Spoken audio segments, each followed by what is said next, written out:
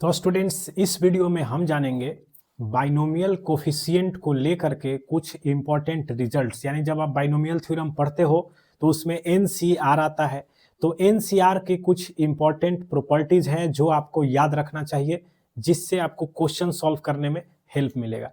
तो चलिए जानते हैं कौन कौन सा वो रूल है एनसीआर से रिलेटेड। तो देखिए, सबसे पहला रूल शुरू करते हैं। देखिए, एनसीआर में आपको याद रखना है एनसी जीरो हो या एनसीएन हो, या तो सेम सेम हो या नीचे जीरो हो, ये वैल्यू 1 हो जाएगा। दूसरा याद रखना है NC1 हो या NCN-1, दोनों का वैल्यू n हो जाएगा। ठीक है, दो फॉर्मूला हो गया। तीसरा रिजल्ट याद रखना है NCR का वैल्यू उतना ही होगा जितना इसको घटाने से मिलता है, यानी NCR का वैल्यू NCN-R के बराबर होगा। NCR बराबर उतना ही होगा NCN-R। उदाहरण के लिए 20C17 अगर आपको वैल्यू निकालना है तो 20C17 का वही मान होगा जो 20C3 का होगा। फोर्थ रिजल्ट जो कि बहुत इंपॉर्टेंट है, चौथा रिजल्ट याद रखना है कि यदि NCP और NCQ ये दो कोफिशिएंट्स आपस में इक्वल हैं, तो दो बाइनोमियल कोफिशिएंट इक्वल होते हैं तो दो वजह से इक्वल हो सकता है।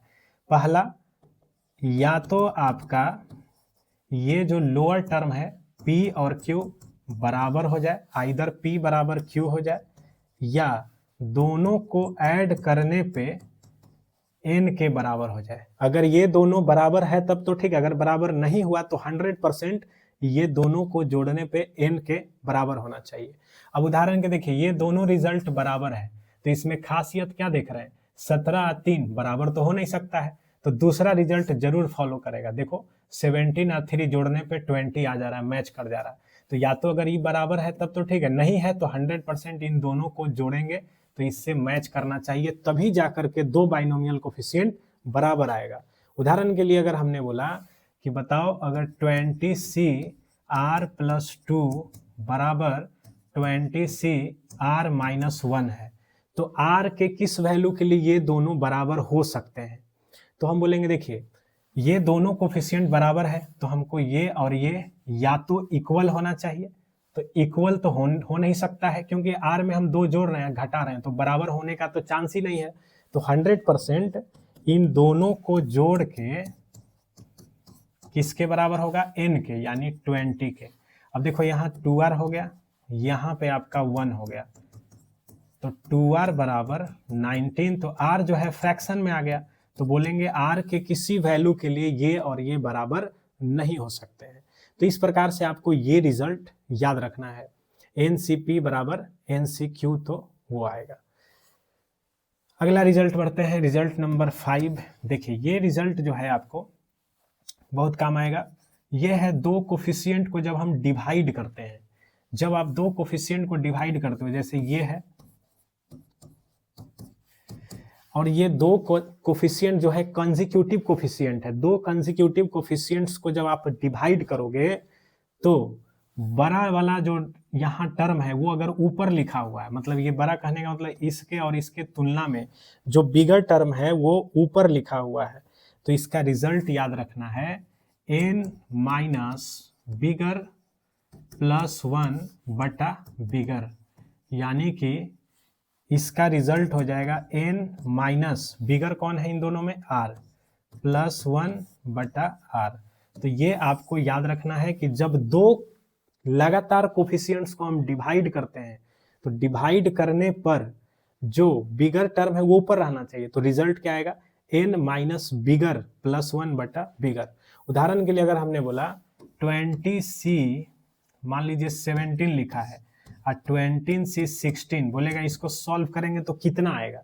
तो पहले आपको नहीं जानकारी रहेगा तो आप फैक्टोरियल में तोड़ के बनाओगे, और अब आप देखो दो लगातार कोफिशिएंट है, बिगर टर्म ऊपर है, तो n माइनस बिगर प्लस 1 बटा बिगर, तो ये आपका हो जाएगा 3, है ना, अब प्लस 1 4/17, डायरेक्ट आपका रिजल्ट आ जाएगा। उसी प्रकार अगर हमने बोला बताओ NCR, और चलो n को मिटा देते हैं, मान लो लिखा है यहाँ पे 12CR अपॉन 12CR+1। बोला इसको सॉल्व करेंगे तो क्या आएगा बताओ। तो देखो यहाँ पे दो लगातार है, R और R+1 की वजह से हमने पहचान लिया कि ये लगातार कोफिशिएंट है।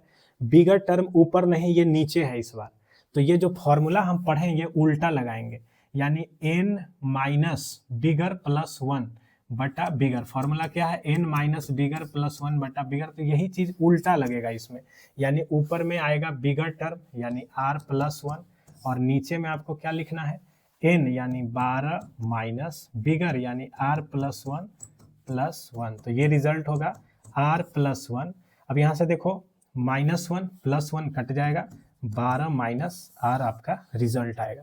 तो ये फॉर्मूला आपको बहुत काम का था। कौन सा फॉर्मूला, NCR अपॉन NCR-1। दो कंसेक्यूटिव कोफिशिएंट्स है और दोनों में बिगर टर्म ऊपर रहे तो वो रिजल्ट आप लगाओगे। चलिए अगला रिजल्ट बढ़ते हैं, ये भी आपको बहुत काम आएगा। देखिए NCR और NCR+1 दो कोफिशिएंट्स को जोड़ा हुआ है और दोनों कंसेक्यूटिव है। देखो ये R है, ये R+1, दोनों लगातार है।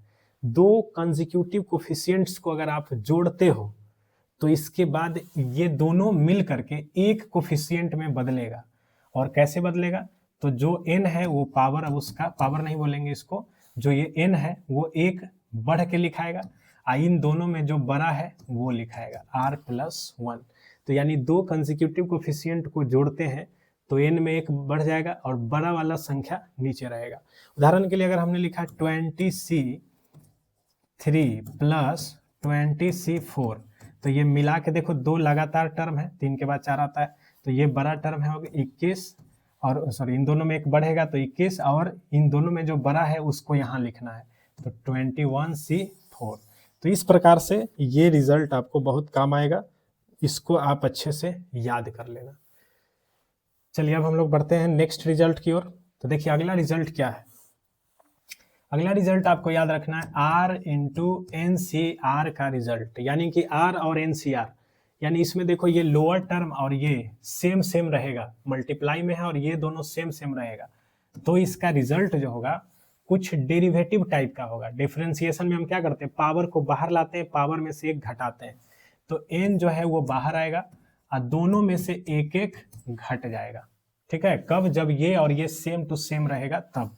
उदाहरण के लिए लिखा हमने 20CR और यहाँ लिख दिया R मल्टीप्लाई में, तो इसको मल्टीप्लाई करने पे रिजल्ट क्या आएगा, तो देखो ये और ये सेम हो रहा है, तो रिजल्ट n को बाहर लाना है तो 20 बाहर आएगा और दोनों में से एक एक घटा देना है, तो 19CR-1। अब देखिए इस पे हम और उदाहरण देख सकते हैं, जैसे हमने लिखा R+1 इंटू 20CR, ऐसा रहेगा, तो क्या होगा इसमें, ये दोनों मल्टीप्लाई होगा, तो 20CR इंटू R एक साइड हो जाएगा, प्लस 1 से गुना होगा तो 20CR। अब देखो यहाँ पे सेम टू सेम ये और ये मैच कर गया, तो 20 बाहर आएगा, 19CR-1 दोनों में से एक घट जाएगा और ये ऐसे ही रहेगा। तो ये रिजल्ट भी आपके लिए इंपॉर्टेंट है। तो क्या रिजल्ट देखा आपने, ये दोनों सेम टू सेम रहे तो ये बाहर आएगा, दोनों में से एक एक घटेगा।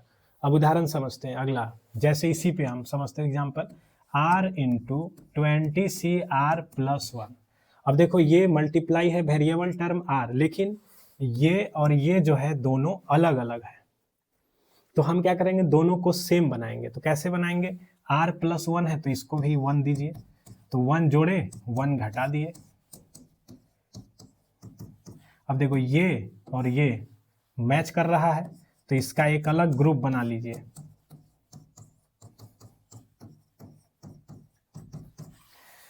अब देखो ये दोनों सेम टू सेम मैच कर गया तो 20 बाहर आएगा, दोनों में से एक एक घट जाएगा, बस। तो ये आपको ये वेरिएबल जो R, ये फॉर्मूला कब लगाएंगे, तो जब ये वेरिएबल देख रहे हैं यहाँ पे मल्टीप्लाई में है, तो ये फॉर्मूला लगाने से अब वेरिएबल यहाँ मल्टीप्लाई से हट गया, कांस्टेंट में बदल गया।